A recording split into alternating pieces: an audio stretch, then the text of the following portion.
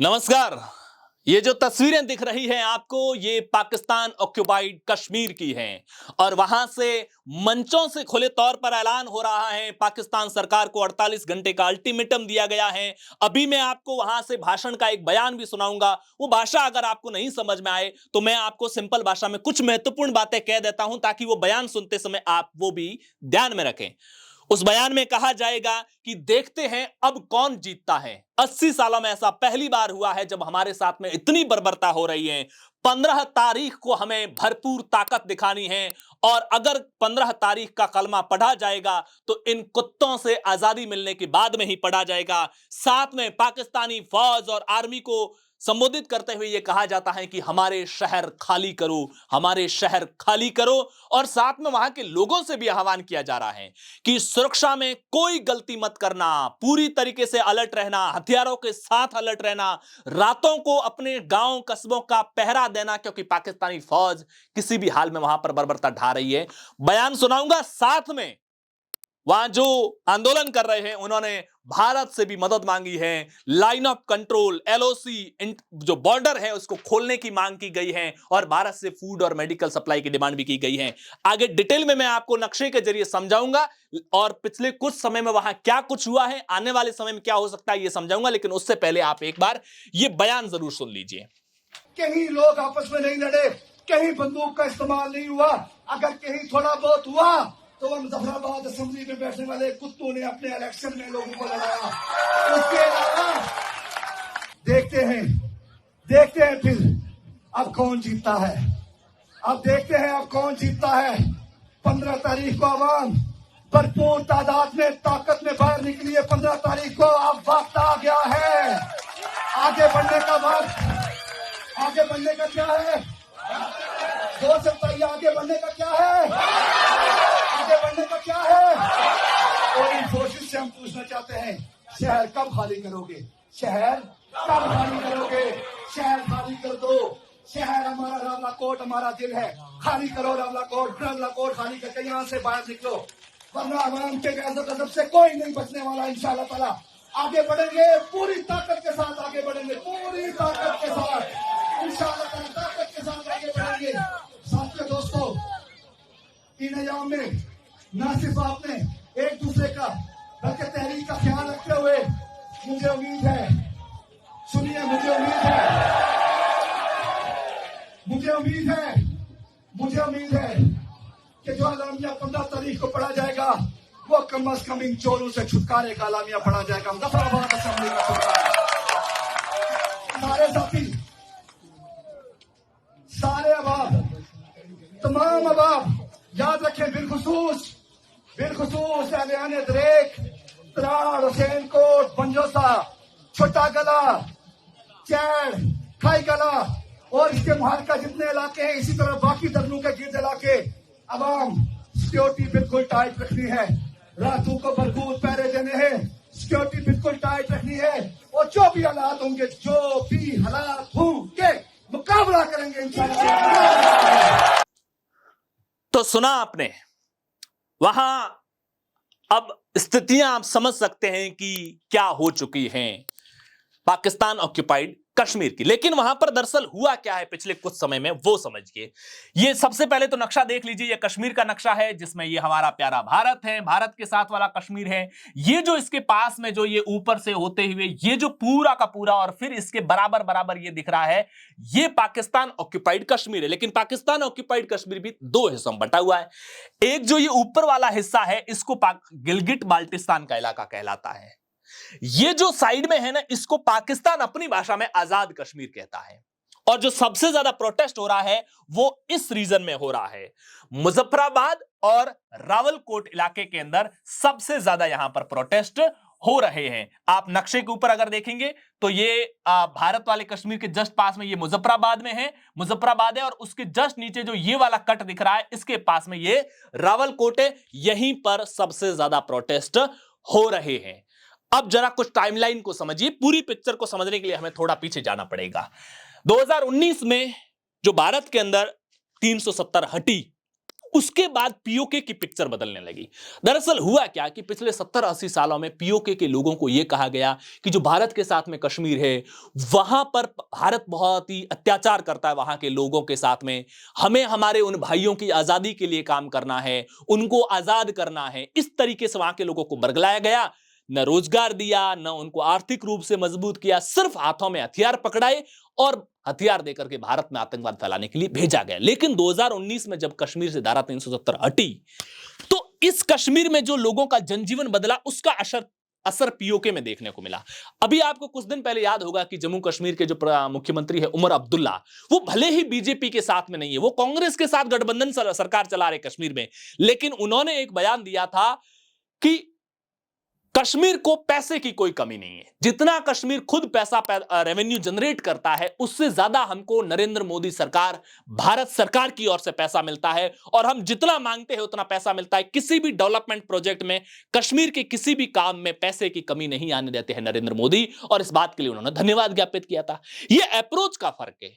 जब हमारे कश्मीर, जो भारत का प्यारा कश्मीर है, उसका डेवलपमेंट हो, वहां के लोगों का भला हो, वहां के लोग खुशहाल रहे, उनको कोई तकलीफ ना हो, इसके लिए भारत सरकार पूरी ताकत के साथ काम करती है। जबकि इस कश्मीर वालों को पाकिस्तान ने भूखा प्यासा मारा।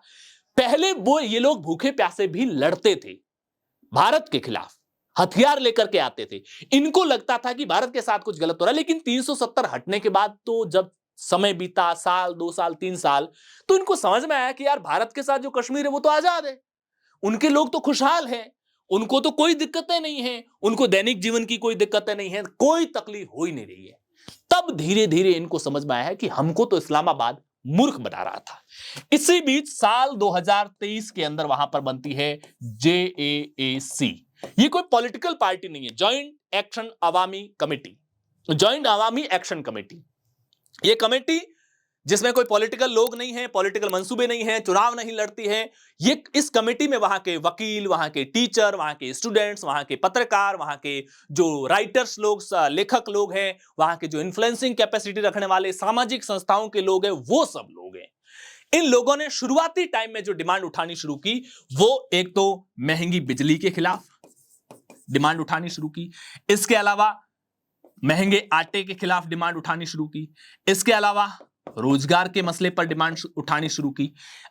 और बिजली के मसले पर मैं क्यों, इसकी एक रीजन है।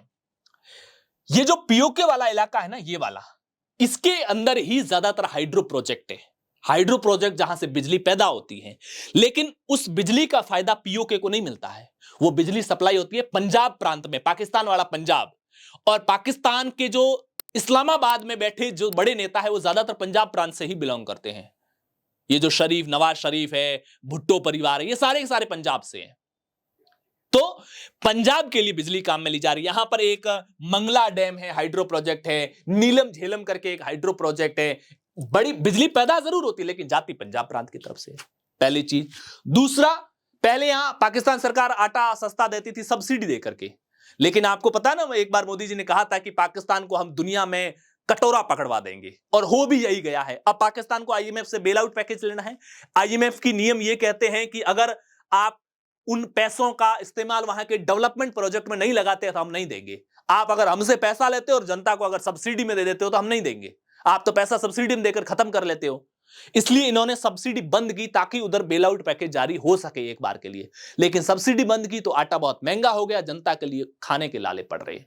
ये कह रहे कि आप जिसे आजाद कश्मीर कह रहे थे, वहां 80 साल बाद ये हालात है। और भारत जहां 5 साल पहले 370 हटी थी, वहां तो बहुत डेवलपमेंट हो गया, लोग खुशहाल होने लगे हैं। ये फर्क नजर आने लगा है वहां पर। इसके अलावा इतने टाइम तो ये बंदूक पकड़ा करके कश्मीर की तरफ मोड़ देते थे जो बेरोजगार लोग होते थे। अब वो कह रहे हैं कि कश्मीर वाले तो खुशहाल हैं, हमको तो रोजगार दो। आपने जो बेवकूफ बनाया है 80 साल तक, वो अब नहीं चलेगा। शुरुआती टाइम में इन मसलों पर प्रोटेस्ट होना शुरू हुआ। फिर 2024 तक आते आते JAAC ने अपने मसलों को थोड़ा और बढ़ाया। प्रशासन में व्याप्त भ्रष्टाचार के खिलाफ आवाज उठानी शुरू की, लोकतांत्रिक अधिकारों की बात करना शुरू किया है कि जो भारत वाला कश्मीर है, वहां की जनता को, आप तो हमको कहते थे 370 हटा करके उनको गुलाम बना देंगे। गुलाम नहीं, वो तो, उनको तो बहुत सारे लोकतांत्रिक अधिकार है, जैसा आम भारतीयों को अधिकार है, वैसा वैसा कश्मीर और दूसरे किसी राज्य में फर्क ही नहीं है। हमको भी वैसे के वैसे लोकतांत्रिक अधिकार चाहिए। ये फर्क पड़ा है 370 हटाने का उसके पास वाले कश्मीर पर, जो पाकिस्तान ने कब्जा कर रखा है अवैध। ये बातें करनी, लोकतांत्रिक अधिकारों की बात की, साथ में यह खुला ऐलान किया कि इस्लामाबाद कश्मीर के मामले में दखल नहीं करेगा। यह जेएसी ने डिमांड उठानी शुरू कर दी। जब इस लेवल तक आने लगा तो पाकिस्तान की आर्मी और मिलिट्री ने जेएसी पर क्रैकडाउन शुरू किया। इसके नेताओं को गिरफ्तार किया गया, इनके ऊपर रेड डाली गई, संगठनात्मक रूप से इस संगठन पर प्रतिबंध लगा दिया गया।